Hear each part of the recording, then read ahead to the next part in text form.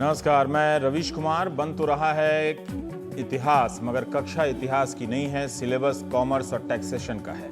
अखबारों में जीएसटी को लेकर अलग अलग सेक्टर की परेशानियों की खबरें भी छप रही हैं, लेकिन इन सब को छोटी मोटी दिक्कतें बताते हुए सरकार अपनी तय की हुई मंजिल पर पहुंच चुकी है। 1 जुलाई से जीएसटी लागू हो रही है। सरकार के लिए मौका इतना बड़ा है कि वो इसे आज़ादी के लैंडमार्क की तरफ पेश करना चाहती है। कपड़ा व्यापारियों को छोड़ बाकी अधिकतर व्यापारिक संगठन छोटी मोटी और बड़ी आपत्तियों को आंदोलन से बचाते हुए जाहिर कर रहे हैं। इसलिए समझना और दावा करना मुश्किल है कि उनकी परेशानी कितनी जायज़ है और कितनी बड़ी। जब बताने वाला ही साहस नहीं दिखाएगा तो क्या किया जा सकता है।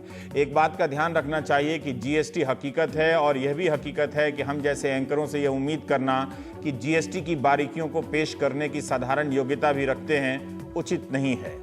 कोशिश की मगर कम समझ पाया, लेकिन आज के दिन जीएसटी पर कार्यक्रम ना करता तो इतिहास के फुटनोट में मेरा नाम दर्ज नहीं होता। हेडलाइन की जगह तो पहले ही भाई लोगों ने छेक ली है। शुक्र है अजमेर के ब्यावर में रहने वाले चार्टर्ड अकाउंटेंट सुधीर हालाखंडी जी, उन्होंने जीएसटी पर हिंदी में किताब लिख दी है। आज ही उनके बारे में पता चला और उनकी अनुमति से हिंदी में लिखी उनकी किताब के अंश का हम इस्तेमाल करते रहे। आप सभी को जीएसटी मुबारक। सुधीर हालाखंडी का दावा है कि इन्होंने जीएसटी की 100 से अधिक शब्दावलियों को हिंदी में समझाया है। जीएसटी मतलब वस्तु एवं सेवा कर। सुधीर हालाखंडी ने हिंदी में यूट्यूब पर 30 ऑडियो क्लिप अपलोड किया हुआ है। जीएसटी बाय सुधीर हालाखंडी के नाम से आप सर्च कर सुन सकते हैं। www.halakhandi.com पर सुधीर जी की हिंदी वाली किताब भी उपलब्ध है। यह किताब ई बुक में उपलब्ध है। सुधीर जी ने लिखा है कि इसे कोई भी छाप कर शेयर कर सकता है, बशर्ते वह व्यावसायिक उपयोग ना करे, किताब की कीमत ना वसूले और उनका नाम छापे जरूर, और लेखक को 2 प्रतियां भी भेज दे।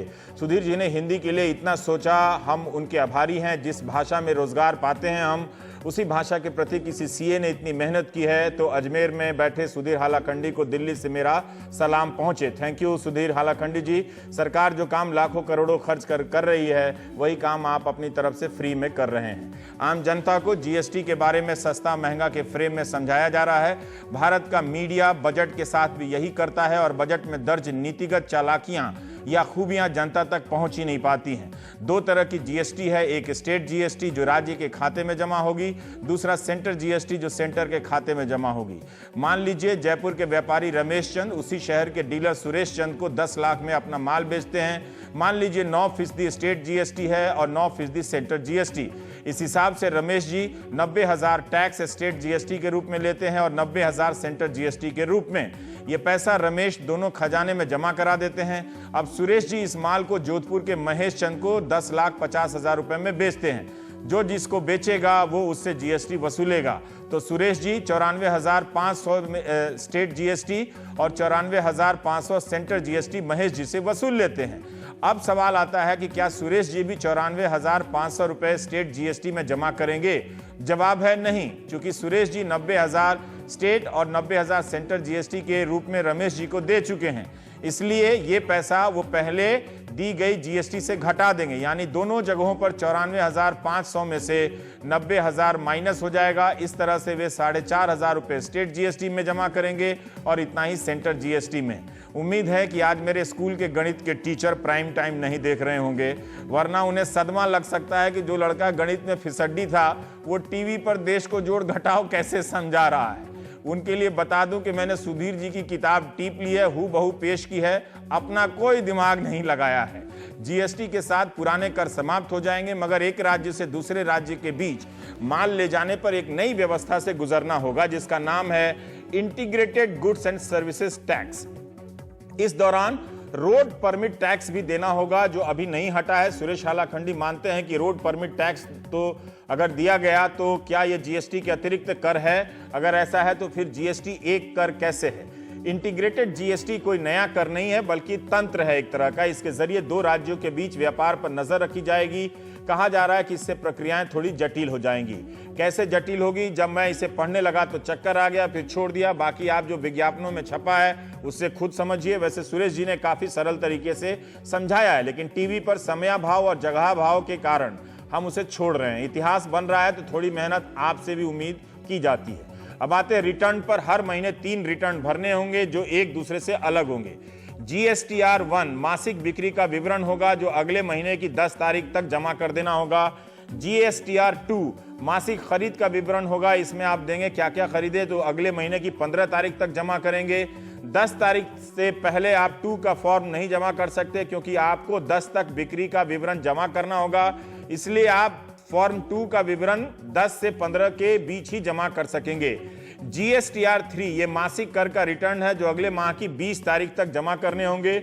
और GSTR 9 ये वार्षिक रिटर्न है, जो वित्त वर्ष की समाप्ति के बाद 31 दिसंबर तक जमा करने होंगे। इस प्रकार पूरे साल में 37 रिटर्न भरने होंगे। ये रिटर्न आप सरकार ने जो GSTN नेटवर्क बनाया है वहां जाकर आप भरेंगे। आप पहले भी वैट वगैरह ऑनलाइन ही भरा करते थे, आई बिलीव। सुधीर हालाखंडी ने लिखा है कि इससे जुड़े प्रावधानों के पालन के लिए काफी मेहनत करनी होगी, बल्कि समय की मुश्किल सीमा का भी पालन करना होगा, क्योंकि जब तक पहला वाला विक्रेता रिटर्न नहीं भरेगा तब तक उससे खरीदने वाला अपना रिटर्न नहीं भर पाएगा, मिसमैच हो जाएगा और पूरी प्रक्रिया में चेन में ब्रेक आ जाएगा और सिस्टम को पता चल जाएगा। ऐसा दावा है। इस अंतर को ठीक करने के लिए सिर्फ 2 महीने का समय दिया जाएगा, 2 डीलरों के बीच के अंतर को।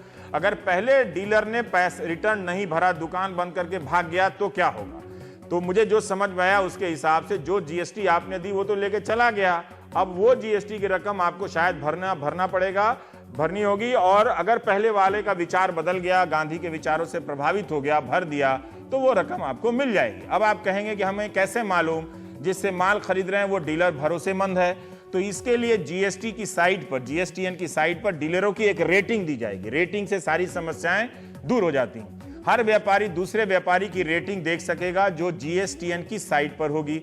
अब आते हैं बिल पर। 1 जुलाई को आप अपनी दुकान पर जाएंगे, ग्राहक को माल बेचते हैं, तो पहला GST बिल कैसे काटेंगे? GST के तहत आप कंप्यूटर के अलावा अपनी बिल बुक भी छपवा सकते हैं अपने पैसे से। मान लीजिए कि आप कपड़ा व्यापारी हैं, शनिवार को आपकी दुकान पर कोई ग्राहक पहुंचता है और 100 शर्ट खरीदता है, तो बिल कैसे बनाएंगे? कुल 15 प्रकार की जानकारी आपको प्राप्त करनी होगी। विक्रेता और खरीदार का नाम, पता, GSTN नंबर जरूर होना चाहिए। बिल जारी करने की तारीख, उसका सीरियल नंबर भी होना चाहिए। माल का विवरण, मात्रा, संख्या और कुल कीमत आपको दर्ज करनी होगी। डीलर के दस्तखत अनिवार्य हैं। हर बिल की 3 प्रति रखनी होगी। एक आप रखेंगे, दूसरा खरीदार के पास होगा और तीसरा ट्रांसपोर्टर लेकर जाएगा। गौरक्षा गाय के मामले में क्या होगा ये मैं नहीं जानता हूं, अभी पूछेंगे। अभी इसे आपको छपवा कर रख लेना चाहिए। माल का विवरण जैसे अब दिया, बिल कैसे बनेगा? तो कमीज है और संख्या हुई 100 कमीज, कीमत प्रति कमीज 1100 रुपए, तो कुल कीमत 1,10,000 रुपए। तो स्टेट का GST हुआ 6600 और सेंटर का GST हुआ 6600 रुपया, अलग अलग आप दर्ज करेंगे। कुल बिल की रकम हुई 1,23,200 रुपए। आपका और आपके ग्राहक का GSTN नंबर उसमें लिखा रहेगा। इस तरह से बिल छपवाना काफी आसान ही लग रहा है। छपवाने की लागत आपको खुद उठानी पड़ेगी। GST के तहत सजा का भी प्रावधान है। क्या GST के तहत गिरफ्तारी के प्रावधान हैं? क्या इससे छोटी मोटी नादानी आपको जेल में पहुंचा देगी? ये सब आशंकाएं हैं या वाकई ऐसा है, ये भी जानने का प्रयास करते हैं। तो हालाखंडी जी ने हिंदी में लिखा है कि GST की धारा 69 में गिरफ्तारी के प्रावधान दिए गए हैं। अगर किसी ने 132 ABCD के तहत अपराध किया है तो गिरफ्तार हो सकता है। GST अधिकारी गिरफ्तार करेगा और आदेश देगा आयुक्त, बिना उसके नहीं होगा। कुछ अपराध गैर जमानती हैं और कुछ जमानती। बगैर आयुक्त के आदेश के न तो गिरफ्तारी होगी और जो जमानती हैं वहीं आपका प्रक्रिया पूरी करके आप छूट जाएंगे।